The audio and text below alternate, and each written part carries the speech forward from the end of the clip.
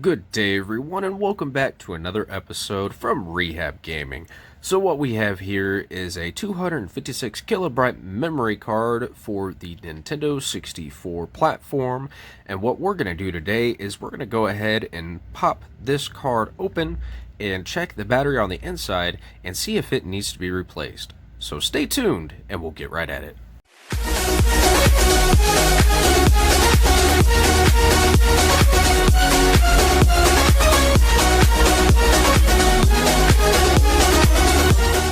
Alrighty, so for starters, we'll go ahead and flip over the memory pack. You have two Phillips head screws on the backhand side that need to be removed in order to separate both halves of this save card. So we'll go ahead and do that now. Now with those screws removed, we're going to go ahead and take the cartridge, slide the back down so you have a little bit of a gap, and what that does is it actually unlocks the tabs for both halves of the save cartridge, so you can actually pull the back off, exposing your main board inside. We'll go ahead and take the main board out, set our cartridge halves off to the side, and take a look at our battery. So it looks like this is going to be a coin cell battery with tabs that solder through to the board using through-hole connections. And looks like we actually have components on both tab areas where the tabs come through the board. We're going to have to be mindful of these small little components. These are SMD components, so they are extremely small and difficult to work around. Make sure that you're comfortable with your soldering techniques before you attempt to change the battery on this. It really isn't that difficult, but just as long as you cover the contacts with enough solder to hold the battery into place, and also make sure that you don't pull any of the solder, desoldering off this SMD component from the main board, you'll be perfectly fine. So we're going to go ahead and test this battery just to see what kind of voltage it has left. Now we have our multimeter set onto DC voltage. We'll go ahead and take our negative probe, set it down here on the negative terminal of the battery, take our positive probe, set it on top, and it looks like we're actually getting 3.17 to 3.18 volts on this battery. That's actually not too bad. We'll go ahead and grab one of our fresh batteries and see what kind of voltage that thing is putting out. On the upper left hand corner, we actually have a brand new CR2032 lithium cell coin battery, and we're going to go ahead and take our probes, stick them onto the contacts, and it looks like this battery is measuring at 3.33 volts. So that means that this battery doesn't necessarily have to be replaced due to it being low on charge, but it probably might be a good idea to change out this battery, even though you can still keep this coin cell battery as a spare. But the reason why I would change it out, just to make sure that you have a fresh battery in here, especially if you plan on using this for an extended period of time. That way you don't run into the risk of losing any of your save game data. So even though that this battery checks out to be good and is actually providing a sufficient enough voltage in order to keep the save information on the chip, we'll go ahead and replace it, and we'll just save this one for as a spare. So we'll flip the board over. These are going to be the two areas where we need to take the solder off of this main board in order to free up the battery tabs so we can get the battery off the board. Now what you will need for this is some good quality flux, a soldering iron, and some solder wick to get the solder up off of the board, and then you'll also need a tube of solder in order to solder the new battery in place. So we're going to go ahead and put some flux on top of that, introduce a little bit of new solder, that way we can get the solder to wet better and wick easier off of this board.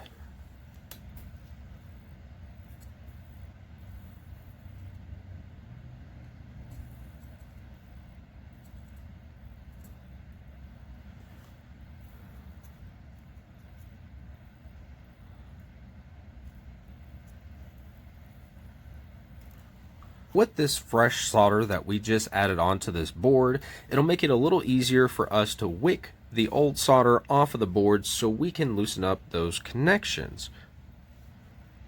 We're going to go ahead and grab our soldering iron, grab our solder wick, and get to soaking up this solder into the solder wick.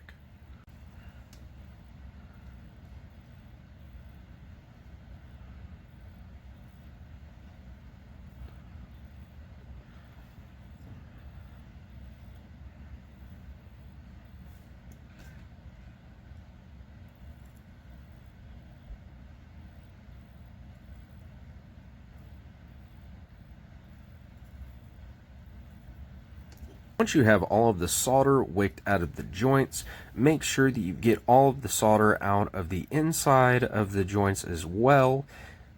You can go ahead, flip it over, and just gently pull out the old coin cell, and we'll replace it with the new one.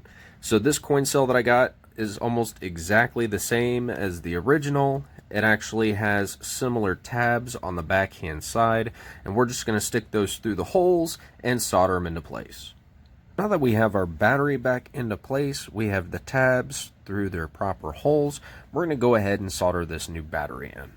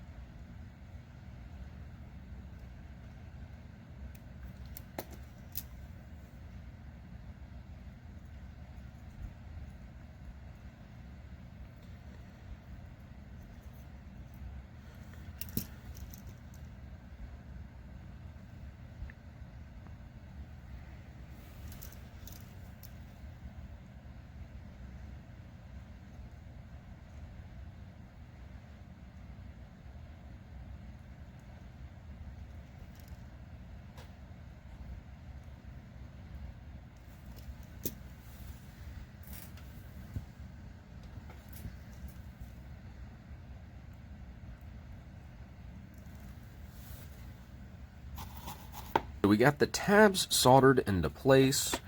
If you look at the bottom side, when we first started, there was a solder blob that was connecting the bottom of this capacitor to another pad.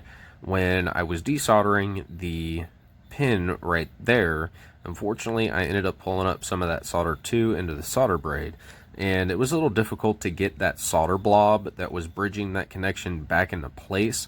So what I went ahead and did is I took a spare piece of a component lead, kind of like this, and I soldered it down into place so it would bridge that connection, so I wouldn't be fighting a solder blob down there and just trying to get it into the perfect spot. Now, looking at the top, we went ahead and filled that cavity with fresh solder and got it bridged over to that component over there to the left hand side. And as you can see, we have a little bit of the tabs sticking up from the board, so we'll go ahead and clip those off before we put it back into the cartridge casing. But first, we'll clean up all of this flux, trim these two little tabs off, and get her all put back together. Now, I apologize, when I was soldering the second connection into place, I had to rotate the board in a way to where I can actually get a good visual on the circuit as I was soldering into place. I understand part of that came off of the screen, and then I pulled it up a little further so it was back into view, so you can see what it looked like when I was flowing it back into place. So I do apologize that you missed a little bit of that section. However, same thing applies. Just make sure that you get the solder in there wetted to where it is at proper temperature, get it to flow nicely, and make sure that you're bridging the connections that you're supposed to be bridging, and you're not bridging any other components on the board that aren't supposed to be bridged. So when you're done getting everything cleaned up, we haven't snipped off these legs yet, but I wanted to show you what your solder joint should look like after you get done.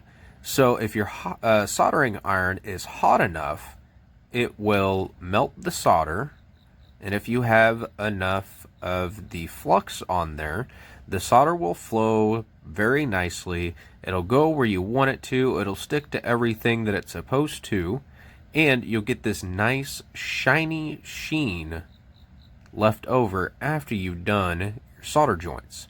So if your solder is extremely dull, then you might want to go back over it with a little more flux, possibly turn up the heat on your soldering iron, because that's an indication that you have a cold solder joint and that the solder is not flowing properly and that it's not going to get as good of a connection. And there's a possibility for later on down the road for that solder joint to actually break and lose continuity in that joint where the battery will no longer be connected to that circuit. Now that we got the tabs trimmed up, we'll go ahead and put the board back into the casing. So when you're lining up your board, you can actually see that there's little cutouts on your board and there's cutouts inside of the casing. So there's only one way that you can line up this board in the casing. So make sure that you get it in its right spot and push down to make sure that the board is seated into the back of the casing. And now that you're ready to put the back of the casing on, make sure you line up these tabs right here. Those tabs actually lock into the casing itself and have a track that they ride up.